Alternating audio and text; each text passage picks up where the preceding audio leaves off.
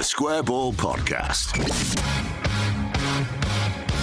Welcome to the show. This is The West Stand. It's a show we debuted this season. It's out on a Monday and a Friday as a rule, although we are chucking that one out the window for next week. It's all over the place. Monday kickoffs have killed us. Yeah, absolutely. Monday, Saturday feels like too much, doesn't it? But look out for it in YouTube and in your podcast app as well. Guests from across the world of Leeds United. My name's Dan Moylan. With me is Michael Normanton. All right. Show is brought to you with NordVPN. Indeed. Yeah. Signed up till the end of the season, you know? Is that right? Yeah, I think they're enjoying it. It's because we're doing a good job. Yeah. Thank you very much. It's the professionalism I think that they really, really like.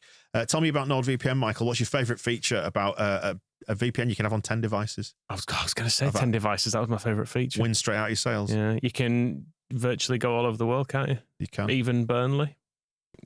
Probably not Burnley, actually. I don't think they've got any servers in Burnley. No. Just in general? Yeah. Just in general, nothing. Nothing at all. Oh, that's a shame, isn't it? None at all.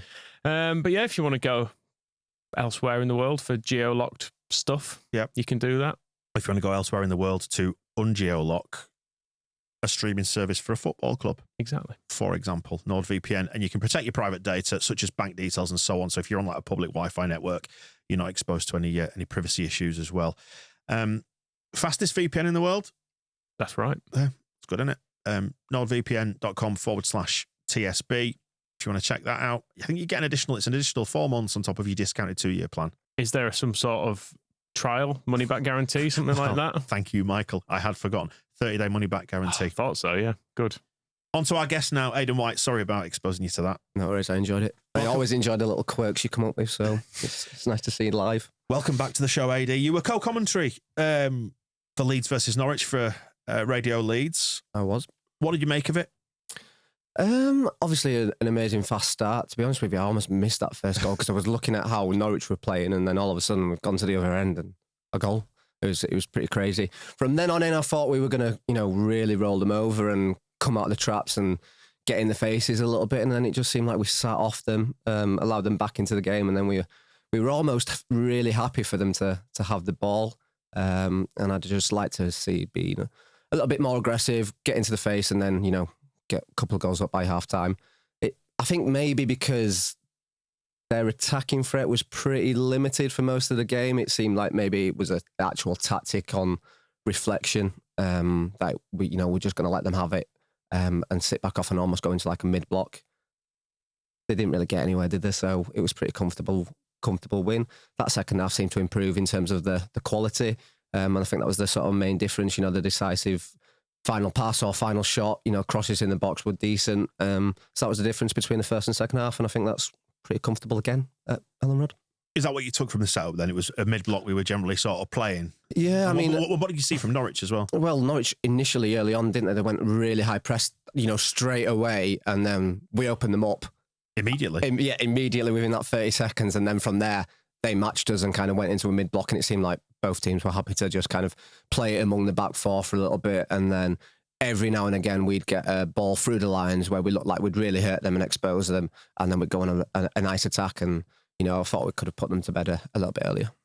I came away from that, and when we did the match ball, I didn't necessarily feel like it had been the easiest night, and then I came here and sat and listened to you and Rob chat about it, and then it was only then that it dawned on me that they'd had no chances. No, nor did Sheffield Wednesday, really. Yeah. We basically had 2 home games in a row where there's been nothing of Vermelier to do. I think there was one long shot against Sheffield Wednesday.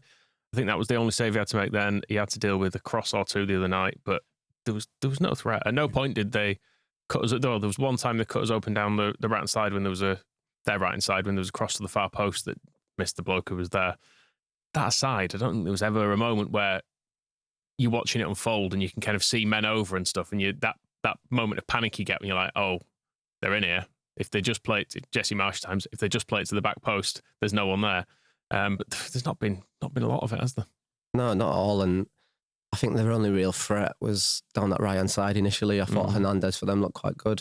But Byram on the back foot with that early booking, didn't he? And from there, that was their only threat. But no shots on goal at all. I think the stat was something like, in terms of final third passes, 100 of ours to like their 30 or something like that. So that really summed it up.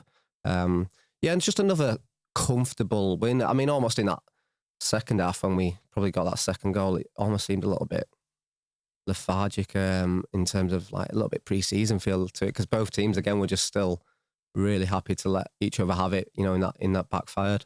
So it was comfortable. I almost feel like we're a little bit ungrateful sometimes, aren't we? That the position we're in and we're still wanting more. And but I guess that's part of parcel of football, always wanting to improve. Yeah, it feels a little bit like we're just gradually, not tiptoeing through the season, but just treading cautiously, carefully, get that one on the board and move on. Just regards to Sam Byram's early booking, obviously that was your position back there as a lefty. How do you then adjust your approach to the game if you take an early yellow? What do you have to start doing? Is it giving an extra yard? You're just pulling out the tackle a little bit? Yeah, you've just got to be really smart on any contact. You've got to, if you go for a tackle, you've got to be 100% you're going to win the ball. I mean, I was never really one for big slide tackles myself anyway. I tried more like wait for the right time and nick the ball myself personally, but Sam kind of likes to go in for the tackle, as we saw sometimes in that, was it Sheff Wednesday game, earlier in that, I think it was in the penalty box. So two-footer. Yeah. I was on the radio. I was like, ooh. Well, yeah, I mean, he clearly won the ball and it was a lovely tackle. It's a good job, though. It was. Yeah, I think we all did that. We all went, yeah, half a second and on there, I was like, but it was, you've just got to be clever and wait for the right opportunity to win the free kick. I thought, later in that game when Tanaka got... Well, that was my next question. Was it? Okay, so coming on to that one a little bit early, but I mentioned on radio, I might have been over-analysing this, but I thought Ufin Ampadu did really well to get a foul himself, and I always felt like he was causing the referee a little bit of a distraction. If I get this foul in here, maybe just a bit more lenient on Tanaka and focuses on me. And I like I say, I might be over-analysing it, but it felt that way. Like it was really good leadership from Ufin Ampadu on that.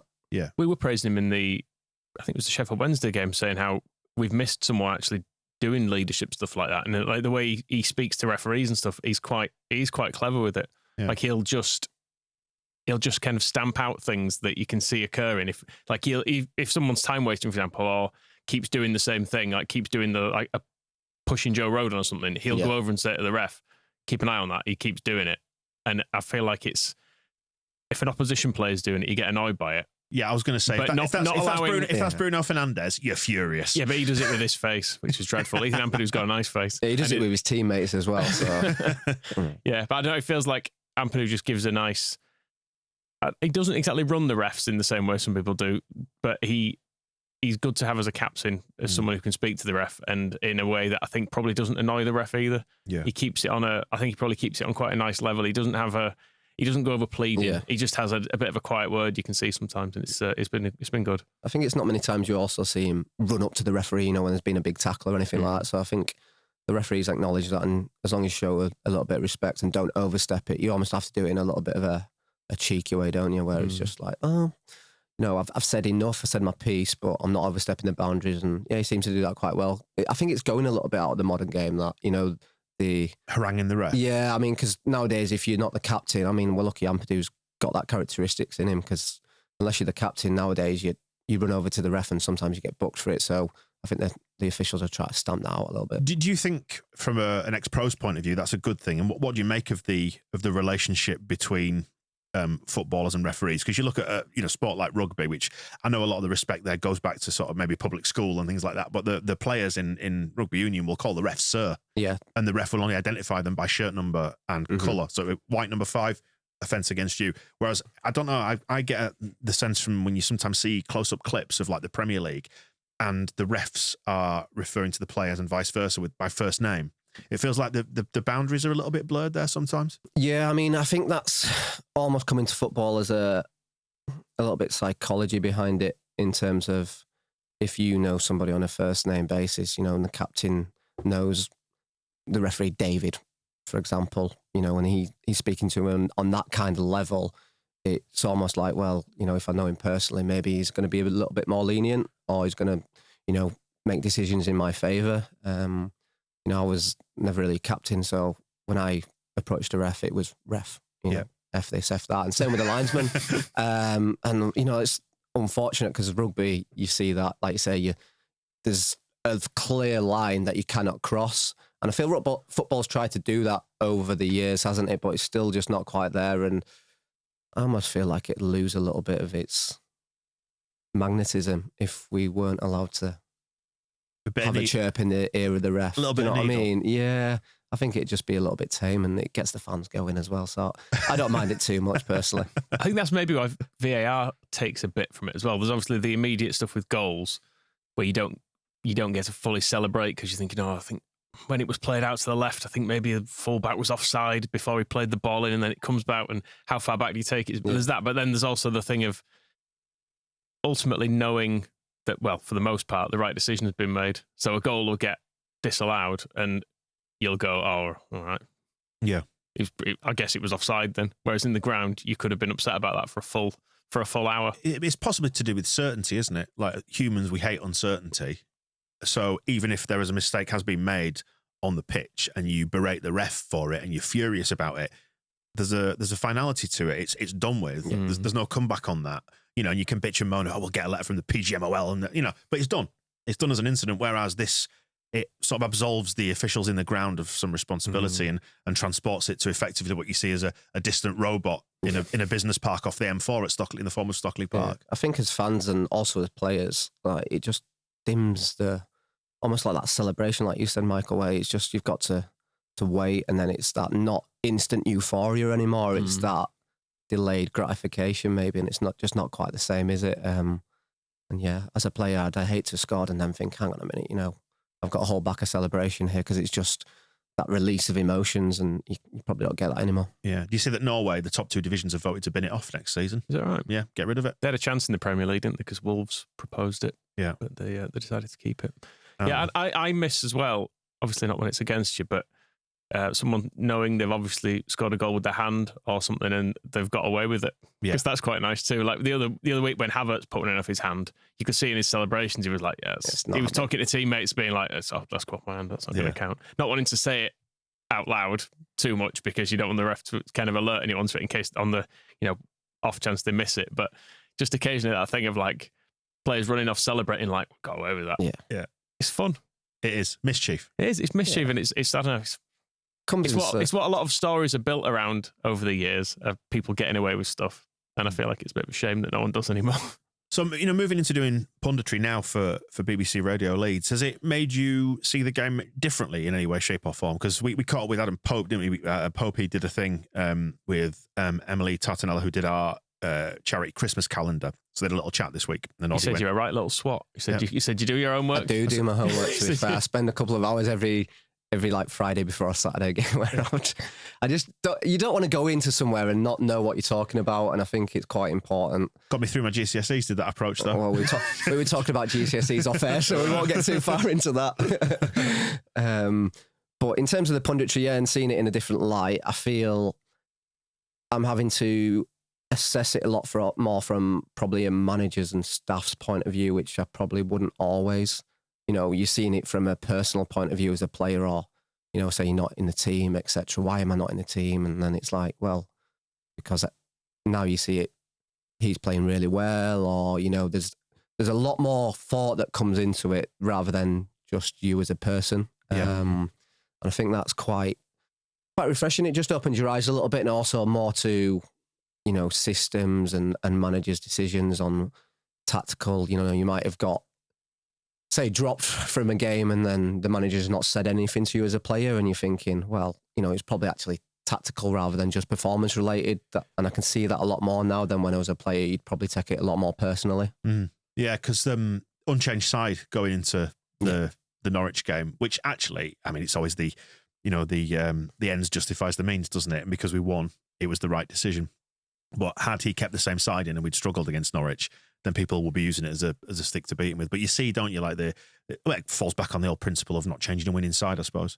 Well, we'll probably discuss it later on, but that was my sort of thesis going into the Burnley game. But in terms of Norwich, obviously, there was questions regarding Solomon and his fitness, and Ramazani obviously coming off the bench and doing so well within that 5 or 10 minutes that he was on, that there was calls for him to get a start. Obviously, it's quite justified, like you said, with the 2 goals. And for me, Man Solomon was probably maybe my man of the match on Wednesday night. So, it's fully justified. In terms of him having a hamstring injury, was it worth the risk? Well, obviously it was now, looking back on it, but there was that little bit of uncertainty regarding it, and maybe he should have had a rest. But he performed really well, come through the game, so done's done. Yeah, because a player, I suppose, you'd always say, "Yeah, I feel ready to go, boss," even if you're only at 90%, maybe. Yeah, 100. Yeah, the amount of times that you've done that in games where I was speaking to Popey and Johnny off air, and we were on about like this time of year and how everybody's poorly, and Johnny had hurt his back basically in the build up to the game, and like you, Michael. Yeah, he was on about popping ibuprofen and stuff, and I was saying one of the best things about not playing anymore is the fact that I can take Lemsips now. Are they on the banned list? Well, I think there was one that was potentially on the ban list, so it was a case of you probably shouldn't take it due to the risk of contamination, things like that. So just to be able to have one now, it's one of the best parts, because it seems that time of year where everyone's getting a little bit poorly. The life you lead, eh? Exactly, mate. Highlight of my career. Go treat yourself to a Lemsip. Although it feels like one of the things that appears on the list, but when the players are making excuses for it, they'll be, it was in a Lemsip. Like, you'd have had to have 4,000 Lemsips to get that much of what was in your system. I had a very bad cold, I'll have you know. And that's what happened, honestly. With one eye on Burnley then. Yep. Presumably it's going to be another unchanged side. That almost seems to follow now, doesn't it? Yeah, I mean, for me, how do you change it? Modern day game, it seems to be there's a lot more rotation. When I was playing, it was you never change a winning team. I think most of the performances the other night were really, really good. Firpo came on and did really well in my opinion, and there was a lot of callers and text messages from on the BBC, people calling for Firpo to start, and I can see that argument. I didn't think Sam Byram was, at his particular strongest the other night. Maybe it was because he got that early booking that he was just a little bit cautious, but I thought Hernandez was really good against him. But defensively, going to Burnley, I think we need to be that little bit more solid. And I'd probably keep the same team, to be honest with you. They've not conceded many. They conceded like 9 goals. 9 goals. Yeah, it's frightening, really. So our attack v defence is going to be interesting, isn't it? I don't know what you think this one's going to be like. It feels a bit chess matchy to me. Mm-hmm. Yeah, like a lot of it will be played in midfield, possibly few chances. And I feel like a single goal is going to settle it either way. Yeah, I would say so. Same as the home game, basically. I'd be very surprised if it's high scoring. Yeah, I know they're coming off that 5-0 win, aren't they? But obviously we're not Plymouth. And I feel their away form is a little bit better than their home form. Not by much, but I think they're like 8th in the home form league. Yeah, funny enough, weirdly, I did check that. Yeah. And where away form's like, I think 4th in the league or something. So have you seen how good our home form is, by the way? Yeah, we're top out here. 38 points out of our 59 we've got at home. Yeah. And it should have been more. I mean, it's going to be an interesting game regardless, and it just gives us that, if we do get a good result there, just that little bit of breathing space to separate that gap, because it is quite tight now. Although we are top of the league, you lose one and then Burnley have caught up on you. I mean, they're not going to probably put 7 or 8, whatever if the goal difference is past us regardless, hopefully. But yeah, it's going to make for a really entertaining match. And Turf Moor is always quite a difficult place to go. We've spoken on air actually for the BBC that I just feel like Burnley hate Leeds, don't they? I know we're not really fussed at going that way, but my dad used to tell me stories of when he used to go to Turf Moor, him and my uncle, there'd always be Burnley fans wanting to have scraps and things like that, and you're just like, just here to watch my lad. chill out. The Skipton Wars. Yeah. Because obviously the Burnley sort of catchment area and the Leeds catchment area do start to cross over just around Skipton there, don't yeah, they? because I'm like Menston, guys, this sort of way, so I'm not far from Ilkley and going out towards that way, towards Skipton. So, I do know people over that way that do have that sort of more of a sort of derby, I guess. But for us, maybe it doesn't feel that way. Yeah. Couple of familiar faces for us as well. We're going to have Jaden Anthony and Connor Roberts, aren't we?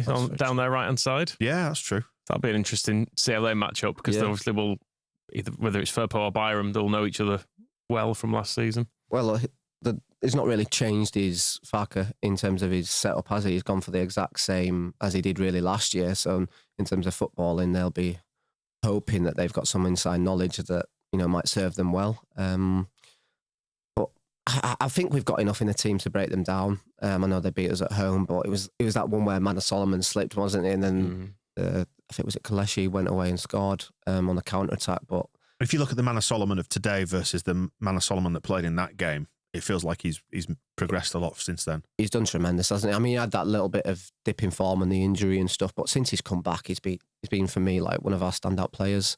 He just seems to be growing, and I feel like he's now starting to show that cut above quality from the Championship. You can start to see the difference, not just in his attacking play, but in terms of how he keeps the ball and his decision making and the way he moves his body, just to protect the ball. And he rarely gives it away unless he's, try to get a crossing or take a 1v1 on. I mentioned ages ago, I'd like to see him maybe go down the line a little bit more. He just likes to drift inside, doesn't he? But he picks up that pocket so well. And I don't really necessarily feel like he's got the pace always to go down the outside, but he's got that really clever link-up play where he does come in on his stronger right foot and he looks a real threat.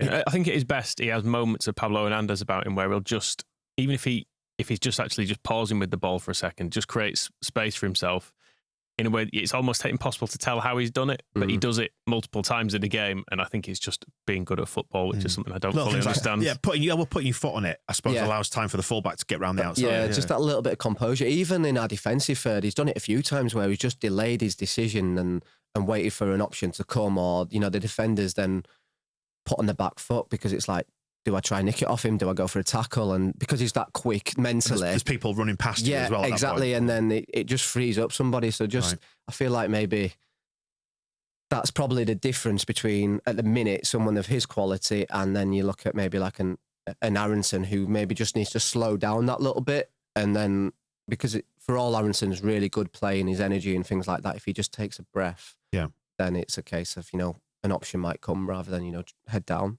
Yeah, I suppose it's what we've said before about like the Red Bull coaching, which is frenetic, 100 mile an hour, don't pause for thought, It's red arrows, isn't it? Yeah, it's the all in, penalty spot, boot it, chase it. It's like, just can't, everybody calm down, foot on the ball, foot on the ball sometimes. This Burnley game feels to me, I mean, would you agree, first of all, that it's the biggest game of the season?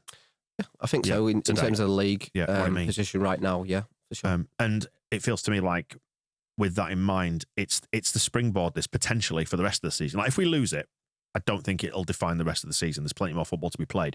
But if we win it, that for me is the springboard for everything that's to follow. Suddenly, you're laying down a marker, aren't you? It's not just 3 points. It's a 6-pointer for a start. But you are psychologically saying to Burnley at this stage, we're top and we're staying top, and we are better than you if you win it. For sure. I mean, in terms of sort of their recruitment this January, they've brought in a couple of old faces. They've got like Ashley Barnes back, haven't they? And a couple of others. Shelby as well. Yeah, John Joe Shelby. Where's he been recently? He's been still in Turkey, hasn't he? Is he? Right, okay. He's come back bald still. Has he? Can confirm. One of the few who has done. Yeah. I'm not sure he can help that, can he? But it definitely does feel like like you say, a 6-pointer, and putting the marker down in terms of like not just winning the game, but going to Burnley, who've conceded so many goals, conceded so few goals. It just kind of separates us, doesn't it? And shows, we can't just do it against your Norwiches, your Plymouths, whoever defensively aren't as great, but against one of the better teams in the league who've got a really solid defence. And, I think our attacking, especially in our wide areas, are probably the best in the league, bar none. So I feel like it's going to be a really good matchup. And if we do get that win, like you say, I feel like it does separate us in terms of if we get even a draw. I feel like it's an okay result. I don't think it's anything too drastic. And like I say, we've still got a lot of games to be played now. And we went through that sort of dicky patch of form towards March, April last year. So if we can just gain that little bit of distance between us, I think it'll help. How do you prepare for a game like this as a player? What's the chat like within the dressing room? So there'll be sort of big chats in terms of like personnel. So for example, the lads will all know, Connor Roberts and stuff like that. And I'm sure there'll be a few texts flying to him, like, just giving a little bit of banter, a bit of stick and things. And same with like Jadon Anthony, for example. But it's very, especially this modern day game, everything is analysed to like the exact science, to the T, in terms of set plays and things like that. So the two clubs will know the players very, very well. They'll be all watching clips and things and seeing sort of where they think they can get at them and the weaknesses. In the changing room, it's just a case of the lads know it'll be a big game, but they won't play it up to each other, because you don't want to add unnecessary pressure. Everybody knows, how huge a game it can be, and if you then say, it's going to be the only game of the season that we need to win, for example, then it just piles loads of pressure on each other. There's no need for that, and the lads know they've got to go out there and perform. It'll be a good test. I feel like they're definitely going to be up there towards the end of the season, aren't they? And we just need to kind of now put in a distance between us and them. So what is the conversation there if you don't want to put additional pressure on other players? Is someone like Ampadu? I don't know why I always just imagine Ampadu being one of the, obviously because he's the captain, but being one of the ringleaders there who's saying we do our jobs on Monday. Is it about reiterating that? It's about putting the work in, doing the things that you've practiced in training over and over and over again, just making sure you apply yourself and you're consistent.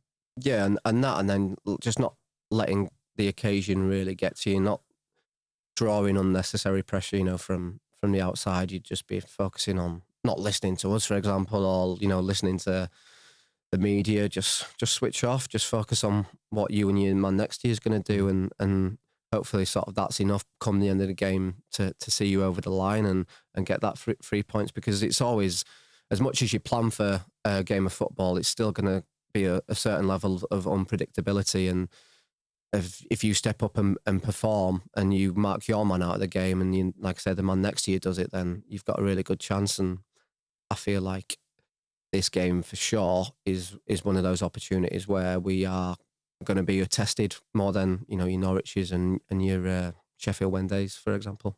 It's an interesting test though, isn't it? Like teams that have attacked us occasionally have caused us troubles, but it seems to play to our kind of forte a little bit in that it opens a game up. Whereas I think Burnley, will they keep it a lot more compact from what you've seen? And what's the challenge there? Yeah, I'd imagine so. Even though they're at home, I can't see them being open at all. I think they might go, when we've got it, drop off us a little bit. I'm not saying they'll go into a really low block, but maybe mid to low. Defensively, they've got some really good players back there. And also in attack, coming off a 5-0, well, it gives them a load of confidence, won't it? They'll go into this game confident, as will we. But it's going to make things particularly sort of difficult in terms of breaking them down, because, like you said, when we're playing against the Sheffield Wednesdays and Norwiches at home, they came out and opened the game up a little bit, and it was then easier for us to play through the lines. When you're up against a team that drops back into that sort of mid to low block, it's difficult to get behind teams. And that's when you really need your Dan Jameses and your people who've got a little bit of pace and a bit of trickery just to get in behind them. Jayden Bogle, for example, over the last few games, he's been brilliant, hasn't he? That link up down the right. So we need really big players like that can do that, to have a strong game, which will allow us hopefully, to put them on the back foot and get in behind them. But is there a balance you need to strike there as well? Because presumably if they sit in this sort of mid to low block, they're going to then try and hit us on the counter, which is what they did at Ellen Road, and they did it effectively when Solomon slipped. In that same way. So it's, are we, Farke's not exactly, it's safety first, I think, is a lot of the football that Daniel Farke plays. And it's got us to the top of the league, don't get me wrong, I'm not criticising it necessarily. But not overcommitting forward. Will that be one of the messages? Is just be cautious about, because we get wing backs so high. We got wing backs so high, the wingers are high, and then you often find somebody coming into, like, there's a third man. Yeah. So committing with 3 men out wide on either side of the pitch can leave you exposed behind that. You often see, like, the centre mid, don't you, pulling out to one of the fullback positions, which the fullback goes high, the winger drifts inside. And obviously if you lose that ball, you've got 3 players out of the position.